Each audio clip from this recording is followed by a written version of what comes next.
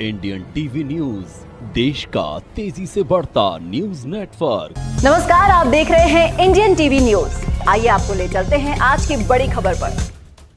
विगत दिनों शहर के प्रिंस ग्लोबल स्कूल में हिजाब विवाद पर उग्र आंदोलन करते हुए एबीवीपी ने स्कूल स्टाफ के निलंबन की मांग की थी, जिसे मानते हुए स्कूल प्रशासन ने तत्काल स्टाफ को निलंबित कर दिया था। राष्ट्रीय बाल आयोग द्वारा भी इस विषय को संज्ञान में लिया गया था व शिक्षा विभाग को कठोर कार्रवाई के निर्देश दिए थे, परंतु जानकारी मिली है कि आंदोलन के 1 माह बाद ही उस स्टाफ को स्कूल प्रशासन द्वारा पुनः नियुक्त कर लिया गया, परंतु आचार संहिता का पालन करते हुए परिषद ने जिला शिक्षा अधिकारी को इस विषय की जानकारी दी व आचार संहिता तक आंदोलन नहीं किया, परंतु आज दिनांक तक डीईओ द्वारा कोई स्पष्ट जवाब परिषद कार्यकर्ताओं को नहीं दिया गया, जिसका विरोध करते हुए एबीवीपी ने डीईओ कार्यालय का घेराव कर 3 दिवस के भीतर जवाब न देने पर उग्र आंदोलन की चेतावनी दी थी, परंतु सोए हुए शिक्षा अधिकारी ने परिषद को नजरअंदाज करते हुए न तो कोई स्पष्ट जवाब दिया, यहाँ तक कि एक बार बात करने का प्रयास भी नहीं किया। परिषद की चेतावनी के 3 दिवस आज पूर्ण हुए। अब विद्यार्थी परिषद सड़कों पर होगी, जिसकी पूर्ण जिम्मेदारी डीईओ की होगी। अखिल भारतीय विद्यार्थी परिषद विश्व का सबसे बड़ा छात्र संगठन है। वर्ष भर छात्रत्व राष्ट्र में काम करता है।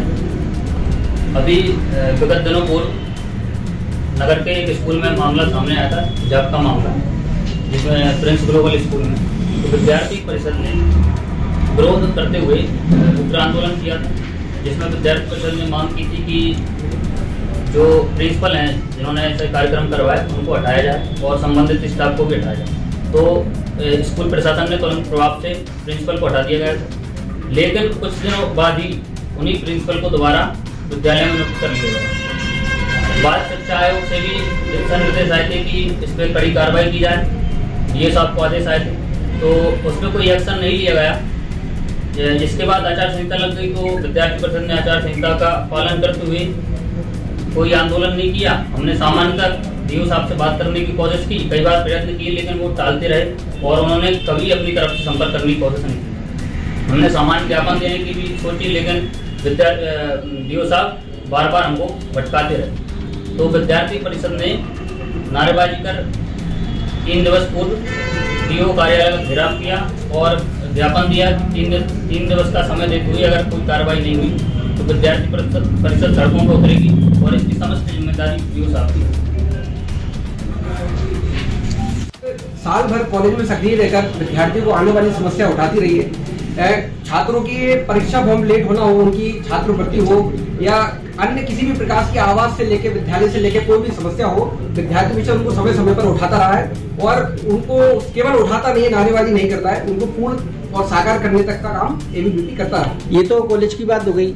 छोटे स्कूलों में पढ़ने वाले ये भी विद्यार्थी कहलाते हैं, इनके लिए आपका क्या अनुदान है? इस विषय में ये है कि जो जिस विषय में आज प्रेस वार्ता बुलाई है, ये भी स्कूल का ही विषय है। उस स्कूल में छोटे छोटे नन्हे बच्चों को, जो जानते तक नहीं है कि हिजाब क्या होता है, हिंदू बच्चों को हिजाब पहनाकर स्कूल प्रशासन उनको ईद के कार्यक्रम करा रहा है। जब उनके पेरेंट्स को ये बात पता चली तो उन्होंने बड़ी नाराजगी इससे जाहिर की। तो विद्यार्थी परिषद स्कूल के ऐसे विषय भी उठाती है। डीओ साहब को अवगत कराने के बाद भी कोई एक्शन नहीं लिया जा रहा, क्या लगता है आपको? हमें अब ऐसा लग रहा है कि डीओ साहब की भी उस विवाद में सांठगांठ हुई है और खुल के कहना चाहे तो ये कह सकते हैं कि साहब डीओ साहब ने भी कोई लेन देन करके इस विषय को दबाने में पूर्ण प्रयास किया है। प्राइवेट स्कूल संचालकों की और भी कई तरह की मनमानियां हैं, जिससे शहरी नहीं पूरा जिला और प्रदेश त्रस्त है।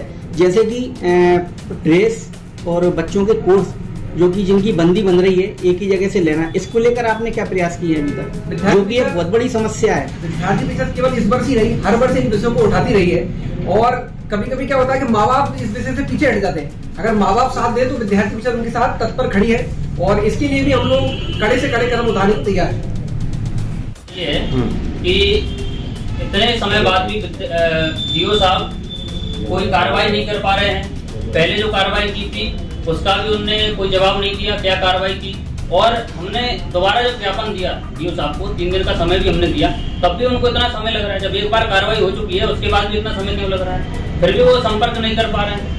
परिषद के ज्ञापन के बाद उसके जो 3 दिवस पूरे होने थे वो आज पूरे हो चुके हैं। कल से विद्यार्थी परिषद उस विषय को लेकर सड़कों पर होगी और उसके बाद जो भी होगा उसकी समस्त जवाबदारी डीईओ और गुना शिक्षा विभाग की होगी और विद्यार्थी परिषद उग्र आंदोलन कर अपनी, वैसे तो विद्यार्थी परिषद की पद्धति है कि पहले आवेदन, निवेदन और फिर आंदोलन।